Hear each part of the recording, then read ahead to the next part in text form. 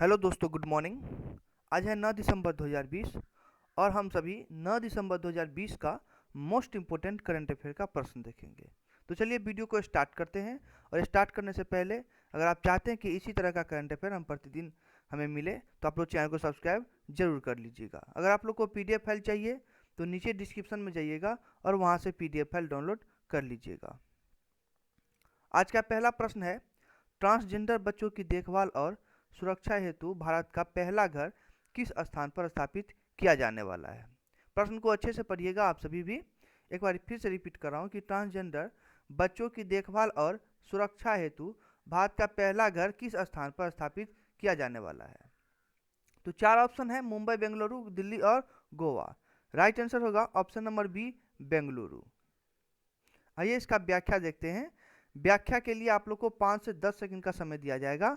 आप लोग को व्याख्या खुद से पढ़ के और समझना है। अगर आप व्याख्या को खुद से पढ़ के समझते हैं तो आप अच्छे तरीके से समझ पाएंगे। तो इस व्याख्या के लिए आप सभी को 10 सेकंड का समय दिया जाता है। आप लोग इसे अच्छे से पढ़ के समझिए।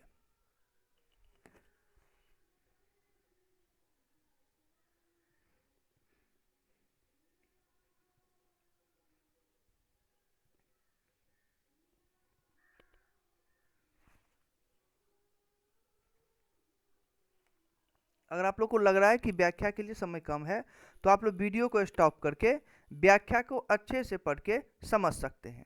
अगला प्रश्न है, हाल ही में सशस्त्र सेना झंडा दिवस कब मनाया गया। तो ये आपको 7 दिसंबर को मनाया गया है, याद रखिएगा। आइए इसका व्याख्या देखते हैं। व्याख्या आप लोग अच्छे से पढ़ के समझिए, शॉर्ट व्याख्या है। अगला प्रश्न है, HL2M टोकामक रिएक्टर कृत्रिम सूरज परमाणु संलयन रिएक्टर किस देश से संबंधित है। प्रश्न को फिर से रिपीट कर रहा हूँ कि HL2M टोकामक रिएक्टर कृत्रिम सूरज परमाणु संलयन रिएक्टर किस देश से संबंधित है। तो ये आपको चीन देश से संबंधित है, याद रखिएगा। प्रश्न को अच्छे से पढ़िए, प्रश्न भी समझना आपके लिए काफ़ी ज़्यादा इंपॉर्टेंट होगा, इसलिए प्रश्न को भी आप लोग अच्छे से पढ़ के समझिए। आइए इसका व्याख्या देखते हैं। जो भी कंफ्यूजन होगा व्याख्या में दूर हो जाएगा। आप लोग के पास 5 सेकंड का समय है इस व्याख्या को पढ़ के समझने के लिए।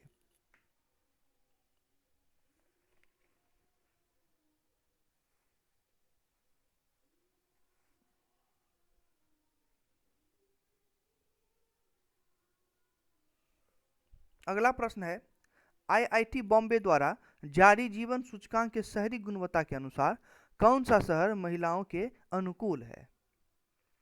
प्रश्न को फिर से रिपीट कर रहा हूं कि IIT बॉम्बे द्वारा जारी जीवन सूचकांक के शहरी गुणवत्ता के अनुसार कौन सा शहर महिलाओं के अनुकूल है। प्रश्न को आप सभी भी अच्छे से पढ़िए।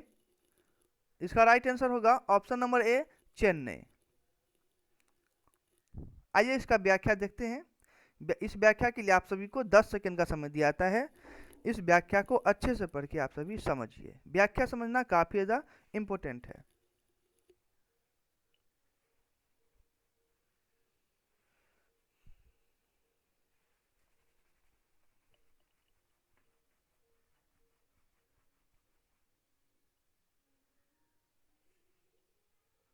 अगला प्रश्न है, निम्न में से कौन सा राज्य अपने पहले 3 दिवसीय प्रवासी पक्षी उत्सव की योजना बना रहा है। प्रश्न को फिर से रिपीट कर रहा हूं कि निम्न में से कौन सा राज्य अपने पहले 3 दिवसीय प्रवासी पक्षी उत्सव की योजना बना रहा है। इसका राइट आंसर होगा ऑप्शन नंबर ए, बिहार। आइए इसका व्याख्या देखते हैं। इस व्याख्या को पढ़ के समझने के लिए आप सभी को 10 सेकंड का समय दिया जाता है। आप लोग इस व्याख्या को अच्छे से पढ़ के समझिए। अगर आप व्याख्या को अच्छे से पढ़ के समझते हैं तो आप कोई भी एग्जाम आसानी से क्रैक कर सकते हैं। तो चलिए पढ़िए इसको अच्छे से।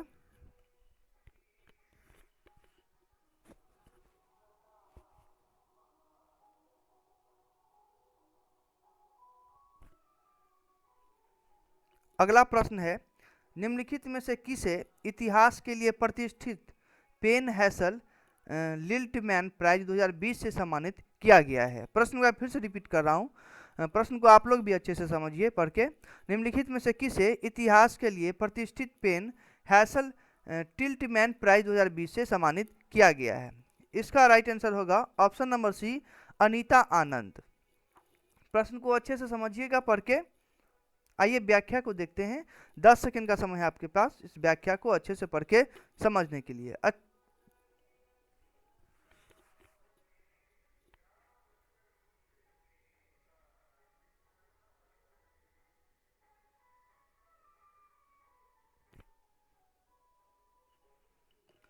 अगर व्याख्या के लिए समय कम है तो आप लोग वीडियो को स्टॉप करके व्याख्या को भी अच्छे से पढ़ सकते हैं।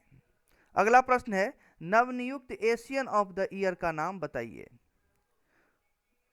इसका राइट आंसर होगा option number B, Adar Poonawalla. नवनियुक्त एशियन ऑफ द ईयर का नाम है अदार पूनावाला। इस व्याख्या को पढ़ के समझने के लिए 10 सेकंड का समय है आपके पास, आप लोग अच्छे से पढ़ के समझिए।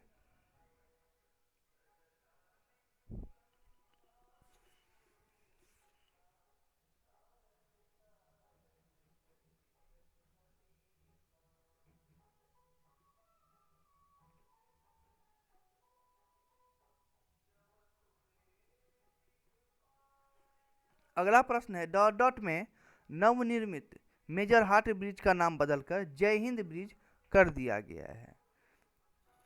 तो कोलकाता में जो है वो नवनिर्मित मेजर हाट ब्रिज का नाम बदलकर जय हिंद ब्रिज कर दिया गया है, याद रखिएगा। इसका व्याख्या है, 5 सेकंड का समय है आपके पास, अच्छे से पढ़ के समझ लीजिए।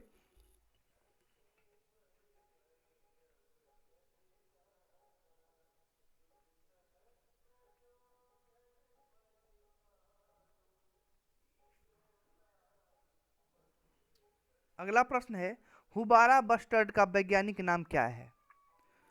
तो हुबारा बस्टर्ड का वैज्ञानिक नाम है क्लैमाइडोटिस अंडुलाटा। अच्छे से देख लीजिएगा आप लोग, हुबारा बस्टर्ड वैज्ञानिक का क्या नाम है? तो क्लैमाइडोटिस अंडुलाटा, याद रखिएगा।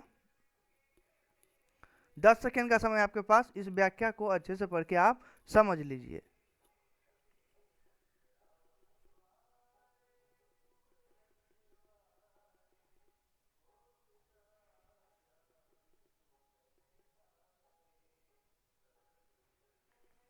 और आज का आखिरी प्रश्न है, 40 years with Abdul Kalam untold story पुस्तक के लेखक का क्या नाम है? फिर से रिपीट कर रहा हूँ कि 40 years with Abdul Kalam untold stories पुस्तक के लेखक का क्या नाम है? तो उस पुस्तक के लेखक का नाम है doctor A Sivathanu Pillai. Doctor A Sivathanu Pillai, याद रखिएगा। ये 40 years with Abdul Kalam untold story पुस्तक के लेखक है। आइए व्याख्या देख लीजिए, 5 सेकंड का समय आपके पास।